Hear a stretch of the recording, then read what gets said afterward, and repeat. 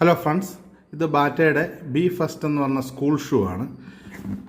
ഇതിന് ഏറ്റവും വലിയ പ്രത്യേകത എന്ന് വെച്ചാൽ ആൻറ്റി ബാക്ടീരിയലാണ്.